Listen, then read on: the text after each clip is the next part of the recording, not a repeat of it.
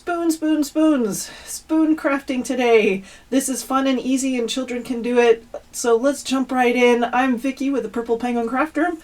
I'm going to show you how we can use some fun with some spoons. These are wood spoons. I don't know if you've ever seen these. These are actually wood spoons, which are kind of cool. You can also do this with plastic spoons. However, I would recommend a different paint if you're going to do this. These I just got at Hobby Lobby, surprisingly enough. They're wooden spoons. You get a 12 count, so this is pretty cool. And they're only 99 cents. Come on, you can't beat that, right? Like I said, these are wood, which makes it really nice and easy for painting. We're going to use little half circles. These are like the half wooden circles. These are the 20 millimeter or 20 mm. If you're ever looking for those, I found mine online. It's just easier to find them online, but I do believe you can in the craft stores. You can find these as well. If you can't find the half bead or the half circles, you could always do felt too. I've got soft felt and hard felt, and I'll show you both ways as well. Let's jump right in with our spoons. What we're gonna do is I'm just gonna take, these are actually wire cutters, but I use them for everything, so it's kind of easy. And you clamp it down, and you just kind of, they're really, really easy to kind of break. You could probably even do this with scissors. Let's try it with scissors so you can see if we can do it with scissors as well. This is, like I said, they are wood, but they're really thin wood. So look, you can do that with scissors as well. And we're going to do two where we go right up to the neck of the spoon, and then we're going to do a third one, but on this third one we're going to give it a little bit of neck, just a little bit, because that's where we're going to put the head. So I'm going to do that just a little bit there, and you can always save these for sure. At this point, if you want to make it really well finished, this is some sandpaper. This is a gator sander. I got mine at Lowe's. The home improvement store. You can get them online, and somebody also said that you can get them at Walmart. I haven't seen them at Walmart, but I also haven't been looking. So this is 120 grit. Okay, now we're going to take so this middle one, the one with the neck, that's going to be our body. So we're going to go ahead and paint that one in black. I've got Craft Smart black. I just grabbed whatever acrylic black is around. I'm not I'm not picky about my black. If you are doing this with plastic spoons, I do recommend using a chalk paint, because it's going to, the paint is going to stick on there better. But you can always try it with acrylic paint and see how it goes. Now I've got it all painted. Depending on how fancy you want to get, you can also do the bottom too. It's totally up to you.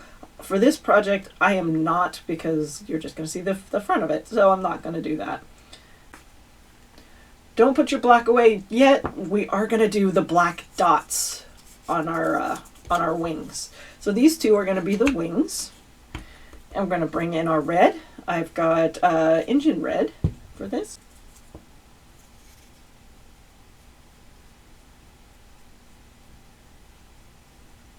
Okay, we've got our wings painted.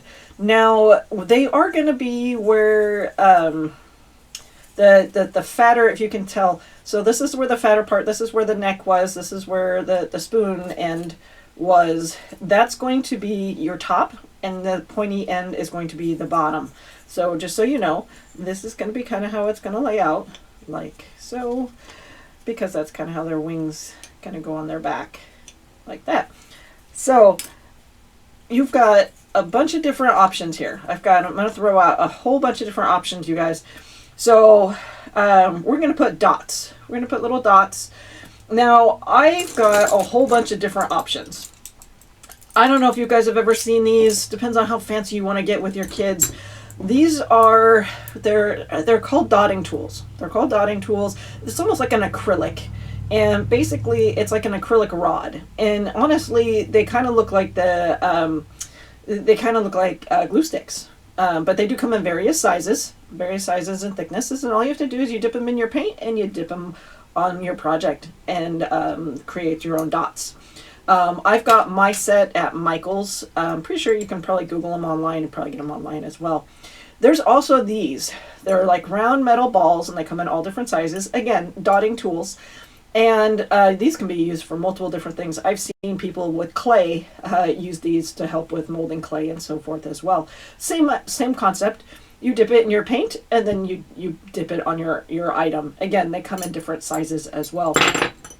Last thing, and these are, I'm not quite sure what they are called, but they are basically, it's a rubber. It's like a rubber paintbrush, but it comes in different, they look different where they're not all just like pointy or whatnot. But these can also be used for dotting as well. Super easy, super simple. You can just take the end of a brush.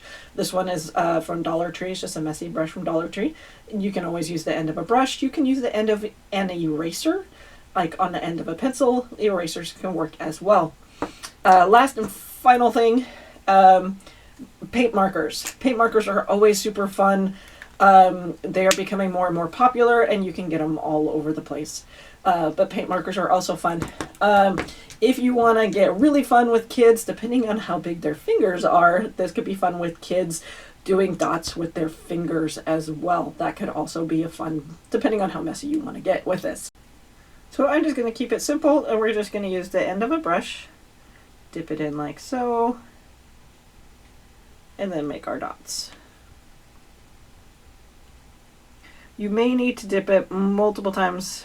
Obviously, you're probably not necessarily going to get enough paint on there all at one time.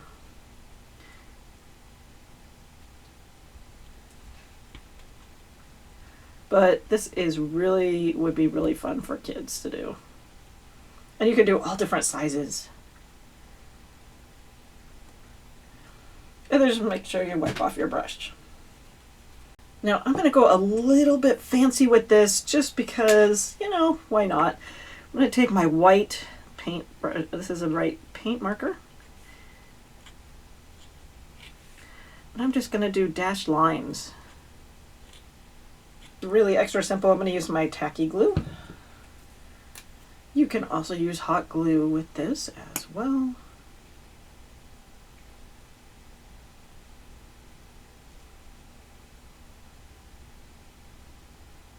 But again, if you're having children do it, Tacky glue is definitely the safer way to go. Only because little fingers are not going to get into the hot glue unless you do it for them. Totally up to you.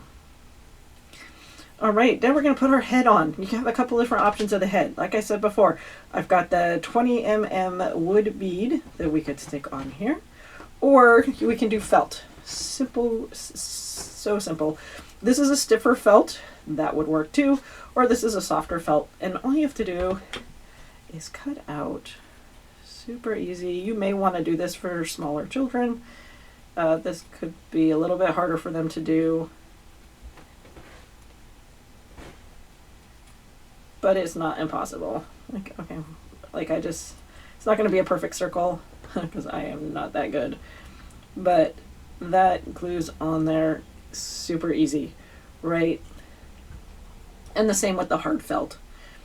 Let's go ahead. I'm going to do, well, you know what? We're going to do the felt. And again, just a glue on there. And what would not be complete without some eyes? So I've got little googly eyes. I've got the kind of all different sizes. I was kind of leaning towards this size, but they do have smaller ones too, making little beady eyes. So we're going to use the bigger ones. I kind of like the bigger ones for this project.